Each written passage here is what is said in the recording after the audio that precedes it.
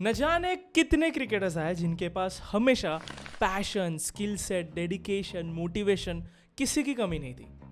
They were always at the top of their game, but still सिर्फ luck की वजह से they just couldn't capture the scene.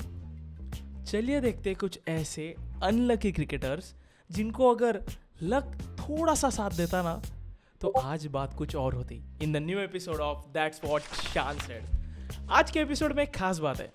आज हम सिर्फ ऑडियोज पे रिएक्ट नहीं करने वाले, आज हम इंस्टाग्राम के वोटिंग पे भी रिएक्ट करने वाले हैं. तो स्टे ट्यून्ड क्योंकि आज का एपिसोड बहुत ही ज़्यादा स्पेशल होने वाला है. तो चलिए सुनते हैं पहले बंदे से कि उनके हिसाब से मोस्ट अनलकी क्रिकेटर कौन है.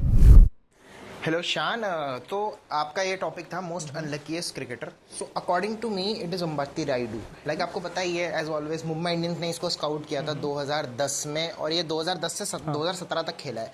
और इस बीच इसने मुंबई इंडियंस में बहुत ही बढ़िया कंट्रीब्यूशन किया. Like it's unbelievable. Like Mumbai को पता नहीं भाई कैसे मिल जाते हैं ये प्लेयर्स, इतने बढ़िया स्काउटिंग है. हाँ, पर मैं ये कह रहा था कि रायडू एक्चुअली में बहुत तगड़ा प्लेयर. आप देखोगे जब मुंबई के लिए मिडिल ऑर्डर बैटिंग करता था तब इसने बहुत अच्छी कंट्रीब्यूशन किए हैं, बहुत रन्स मारे हैं. इवन जब जरूरत पड़ती थी मुंबई इंडियंस को, जब प्रेशर में आती थी तो ये बंदा संभाल लेता था. हम पोलार्ड की बात करते हैं कि वो है, बट अंबाती रायडू भी एक मेन कोर था मुंबई इंडियंस का. गन फील्डर भी था. आप इसे कहीं भी फील्डिंग करा लो, बहुत अच्छी फील्डिंग भी करता था और बैटिंग भी अच्छी करता था.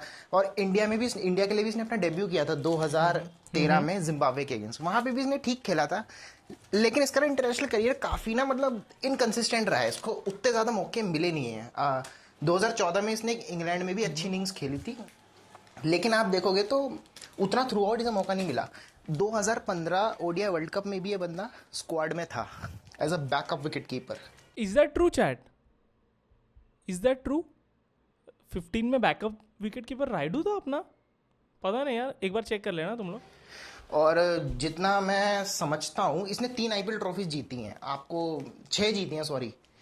इसने 3 मुंबई के साथ और 3 चेन्नई के साथ. तो भाई मतलब प्रतिभा तो है बंदे के अंदर, जिगरा भी है, अच्छा भी खेलता है. और एक मैच मुझे बहुत अच्छे से याद है, 2014 में मुंबई और आरआर का मैच था, लास्ट ग्रुप स्टेज मैच था. गाइज सॉरी टू इंटरप्ट, लेकिन वो मैच मेरे लाइफ का फर्स्ट आईपीएल मैच है. Can you imagine? 14.3 वाला मैच मैंने फर्स्ट टाइम लाइफ में, हम फ्रेंड्स गए थे, फर्स्ट टाइम हम लोग गए थे वो. और पहला ही मैच इतना क्रेजी हुआ था भाई. फ्रेंड के डैड ने टिकट्स अरेंज किए थे, हमारी बहुत अच्छी सीट्स थी. पहले ही मैच में आवाज गई थी, हम लोग पागल हो गए थे कि हो क्या रहा है. लास्ट के एक बॉल में जब भी बाउंड्री चाहिए थी, हमें तो पता भी नहीं था कि ऐसा कुछ इक्वेशन है, क्योंकि आप लोगों ने तो कमेंट्री में सुना होगा. हम लोग तो वहाँ पे कुछ ग्राफिक वगैरह कुछ भी नहीं आया था. वी वर जस्ट वॉचिंग कि हो क्या रहा है. और जैसे उसने 6 मारा, पूरा स्टेडियम पागल हो गया भाई. मैं ढूंढता हूँ, कुछ फोटो मिला तो डाल दूंगा इधर साइड में. लेकिन that was the best day of my life. Best day. Okay, sorry to interrupt, continue. इतना अच्छा खेल रहा था वो. अनलकी इसलिए रहा भाई कि वो 2 रन नहीं भाग पाया. संजू सैमसन ने रन आउट कर दिया और बेचारा रोने लग गया भाई. घुटनों पे बैठ के बेचारा रोने लग गया कि यार मैं डबल नहीं ले पाया. वो तो शुक्र है कि एक इक्वेशन बन गई थी कि वहां से भी मुंबई क्वालिफाई कर गई. You are absolutely right Deepanshu. Okay, so here's the thing. Vijay Shankar के बदले अंबटी रायडू जाना चाहिए था. इवन आई फील सो, क्योंकि भाई बंदे का एवरेज ही कितना हाई है. अभी भी वो रिटायर होने के बाद भी अगर आप उसका ओडीआई का एवरेज देखोगे तो नंबर 4 या 5 was the ideal spot for him. लेकिन स्टिल 3D का जो चॉकलेट दिया ना विजय शंकर का, वो तो भाई MSK प्रसाद को जाके बोलो कि उसका वो कॉल था कि नहीं, विजय शंकर को लेके जाएंगे. रायडू फिर भी स्क्वाड में जाता था अगर वो ट्वीट नहीं करता था. सो गाइज, ज़रा हमें ना ऐसे सिचुएशंस पे ना पेशेंट होना भी बहुत ज़रूरी है, क्योंकि तुम्हें भी पता है, मुझे भी पता है, अगर अंबटी रायडू वो 3D ग्लासेस वाला ट्वीट नहीं करता, शिखर धवन इंजर्ड होता या फिर विजय शंकर खुद इंजर्ड हुआ, उसके बाद में शायद अंबटी रायडू ही जाता. तुम्हें क्या लगता है? अंबटी रायडू ने ये बात सोची नहीं होगी कि काश में वो नहीं करता, सिलेक्टर से पंगा नहीं लेता, तो शायद वो वर्ल्ड कप खेलता. और शायद, आई will be very honest with you, मैं उसे बेनिफिट ऑफ डाउट दूंगा कि वो न्यूजीलैंड के सामने जो अपना बैटिंग लाइनअप क्रम्बल हुआ ना, अंबटी रायडू संभाल सकता था. You just never know. वो उसका स्पॉट था भाई, सीरियसली वो उसका. He was the most deserving player in that squad.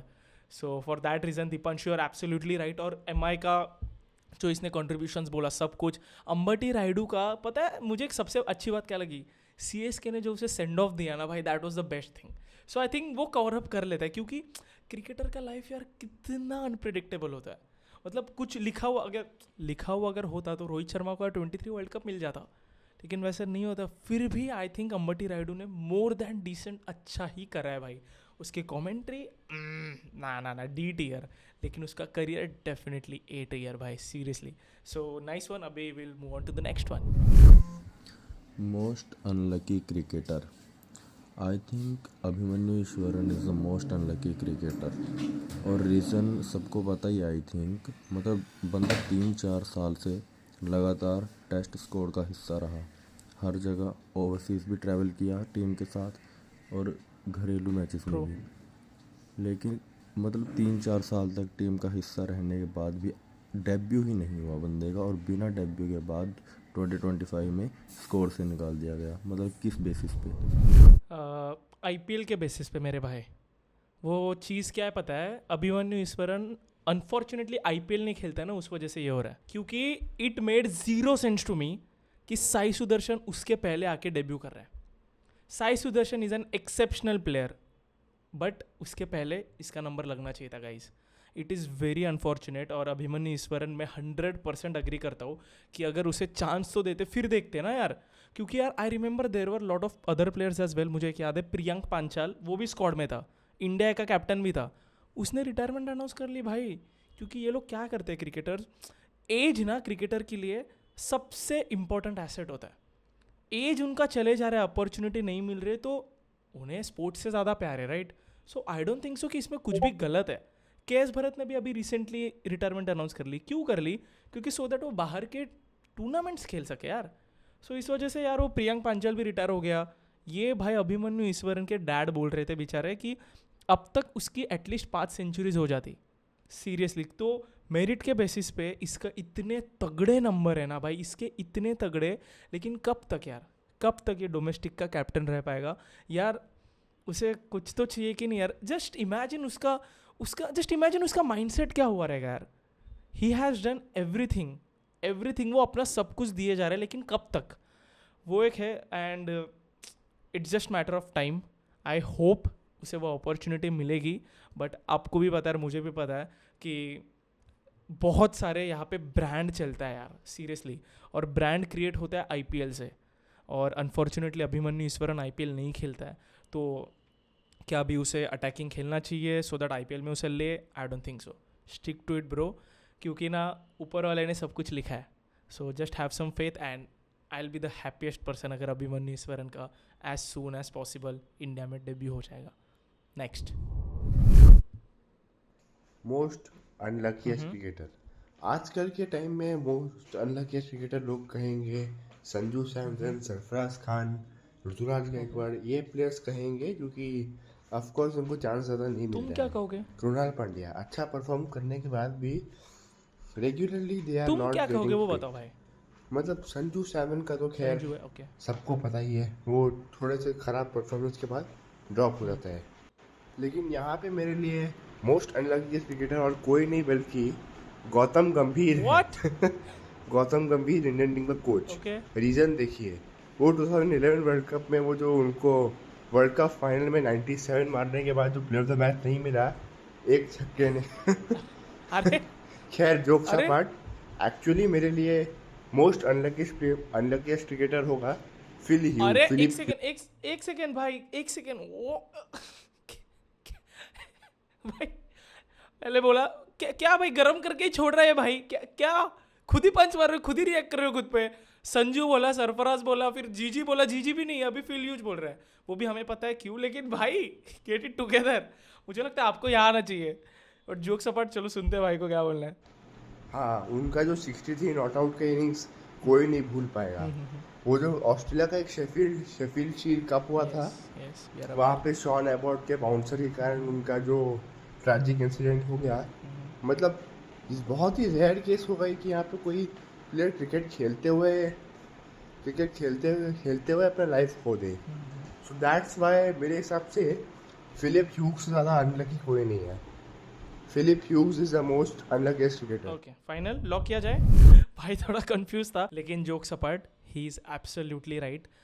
जो वो अनफॉर्चुनेट इंसिडेंट हुआ उसके पहले का आपको कॉन्टेक्स्ट देना चाहूँगा कि वो प्लेयर ऑस्ट्रेलिया के तीनों फॉर्मेट का पार्ट होता था, तीनों स्क्वाड में होता था। मतलब इतना, और ऑस्ट्रेलिया पता है ना जिसे बैक करती है वो नहीं खेला फिर भी बैक करते जाएगी।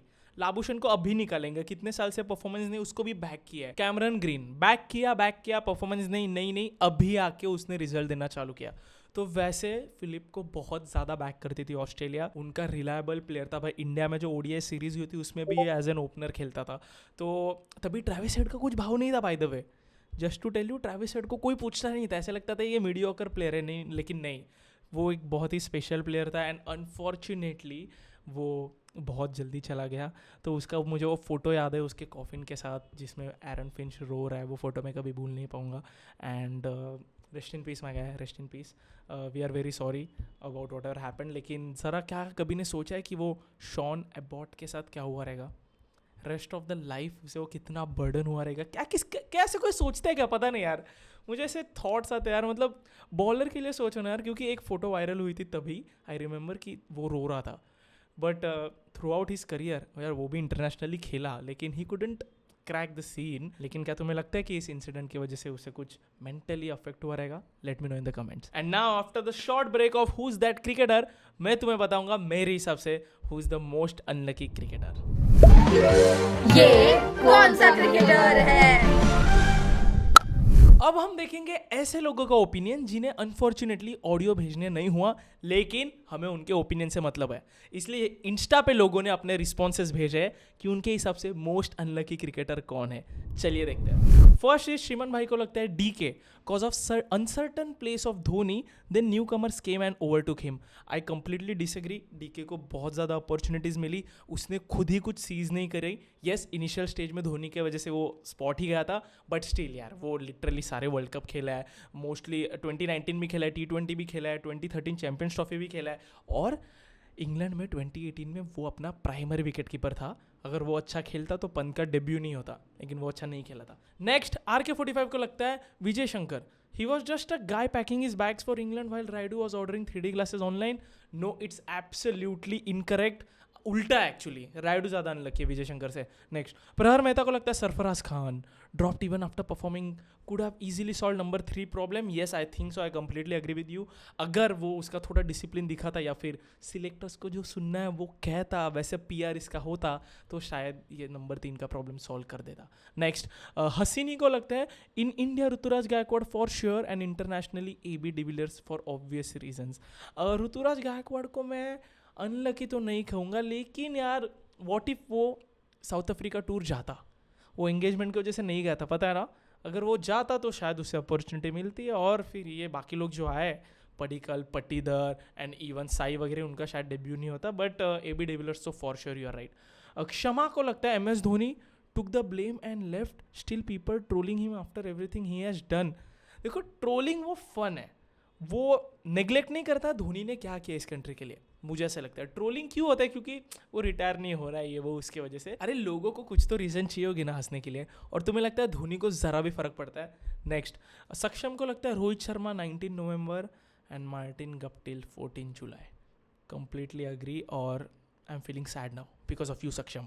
नेक्स्ट अथर्व को लगता है Jimmy Neesham, a Ben Stokes who never won. Oh that is absolutely correct, absolutely correct, completely agree. Yes, Amishra को लगता है MSD because he is hated by his own country people. Again यही आया गाइज, धोनी ने जो किया है, हम मुझे बाकी का पता नहीं, मैं वो कभी उसका क्रेडिट किसी और को नहीं जाएगा, ठीक है। अभी ये तो मजाक करते हैं लोग, करने दो उन्हें, ठीक है। नेक्स्ट इज अमन अरोरा को लगता है Bhuvi because the way he started he could have become India's best swing bowler. वो अभी भी इंडिया का बेस्ट स्विंग बॉलर ही है, और अगर आप बॉलर्स का करियर देखोगे तो उस कंपैरेटिवली भुवनेश्वर कुमार का बहुत ही अच्छा करियर रहा, और फिर अभी भी मुझे लगता है वो फेरी टेल एंडिंग भूवी को पक्का मिलेगी। नेक्स्ट वघेला जानक को लगता है Prithvi Shaw because compare with God but today he is not in ICT। Guys, Prithvi Shaw को मैं अनलकी नहीं कहूँगा, जो कुछ भी हुआ है उसका किया कराया है, ठीक है। सो नेक्स्ट इट्स साक्षरी क्या यूज़र नेम है, हाँ उसको लगता है कि Devdutt Padikkal because always side line and if they selected they will directly tell to play against Australia. भाई अभी सिनेरियो चेंज हो गया ना भाई, you are looking at permanent number 3 spot for the next at least 2 to 4 tours. Next Prabhas को लगता है Sanju Samson because if he gets the chance to play he didn't grabs it well. तो इसमें अनलकी कौन हुआ? चांस मिले उसने ग्रैब नहीं करे तो अनलकी कौन हुआ? Think about it. नेक्स्ट मयूर को लगता है Mayuresh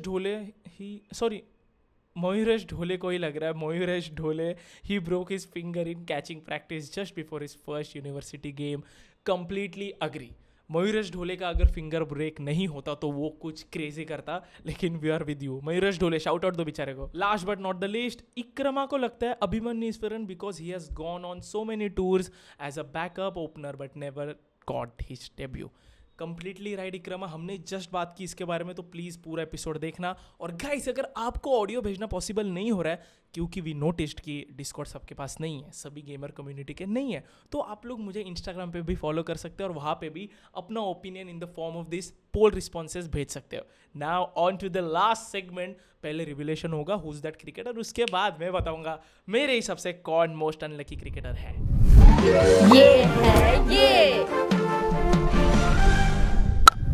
I think the most unlucky cricketer is Amol Muzumdar. Guys Amol Muzumdar एक ऐसे एरा में क्रिकेट खेल रहा था जहाँ पे टीम इंडिया की सारी बैटिंग लाइनअप फिक्स हो गई थी। अमोल मुजुमदार के अगर आप फर्स्ट क्लास रिकॉर्ड उठा के देखोगे पागल हो जाओगे। देर वॉज एन इंस्टेंस जहाँ पे लिटरली सचिन तेंदुलकर और विनोद कांबली ओपन करते थे, ये नंबर 3 पे पैडअप भी नहीं करता था क्योंकि वो लोग आउट ही नहीं होते थे। इमेजिन करो नंबर 4 और 5 की तो हमें स्टोरी भी नहीं पता, लेकिन as a number 3 batter, as a top order batter, Amol Muzumdar को हमेशा ओवरलुक किया गया है क्योंकि वो एक ऐसा एरा था जहाँ पे गांगुली द्रविड़ ने अपनी जस्ट पोजीशन फिक्स कर दी थी और आगे जाके भी वो कंटिन्यूसली खेलता था, बहुत कंसिस्टेंट प्लेयर था, लेकिन आगे जाके भी सहवाग वगैरह आए जिसके वजह से उसका डेब्यू नहीं हुआ। ठीक है, हम देख सकते थे, हम लिटरली कह सकते थे कि अगर ज़्यादा नहीं खेला इंडिया के लिए तो ठीक है, लेकिन भाई डेब्यू नहीं हुआ तो ये बहुत ही ज़्यादा सैड चीज़ है।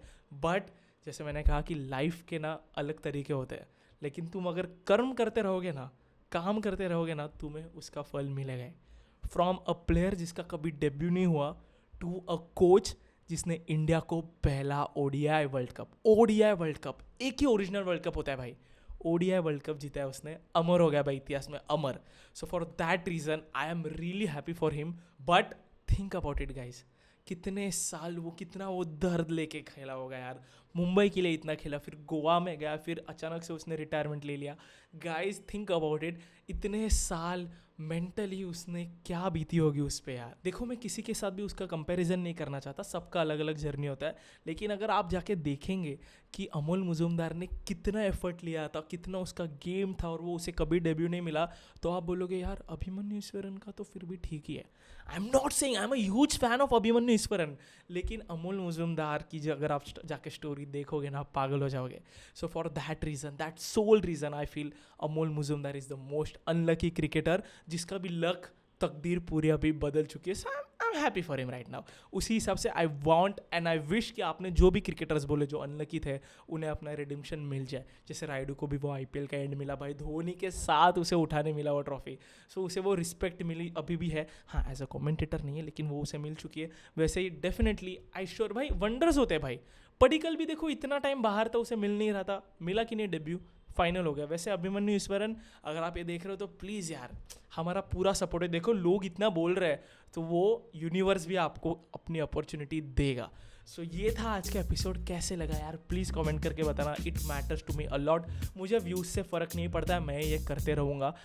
मुझे ना वो 3-4 लोग भी अगर देखते होंगे ना, उसमें से एक को भी अगर यहाँ तक पहुँच गया ना, मैं जीत गया भाई, because I can do this all day, because I fucking love this is my passion, this is all I do, okay. इसलिए मुझे व्यूज़ अभी करंटली यूट्यूब के एल्गोरिथम से नहीं आ रहा है, लेकिन यार डिविलर्स को भी नहीं आ रहे, so it's okay, will just keep और हेड्स डाउन और काम करते रहेंगे। फॉर्मेट कैसे लगा बताओ, हम एक्सपेरिमेंट करते रहेंगे। पिछले वीडियो से अगला वीडियो बेटर करने का मैं पूरा ट्राई करूँगा, I promise you. Thank you so much for your love, keep watching, that's what Shaan said. और एक सेकेंड, अगला एपिसोड का मैंने टॉपिक आपको बताया नहीं है। अगले एपिसोड का टॉपिक है best squad announcement till date. आपके हिसाब से कौन से सिलेक्टर्स ने कौन से आईसीसी टूर्नामेंट में बेस्ट स्क्वाड रिलीज किया था? बताओ ऑडियो भेजो, अगर आप नहीं भेज सकते ऑडियो तो इंस्टा पे फॉलो कीजिए। इंस्टा पे यार मैं पोल डालूंगा जल्द ही, वहाँ पे उसका आंसर दीजिए स्टोरी में। Thank you so much for watching, that's what Shaan said, and I will see you in the next one.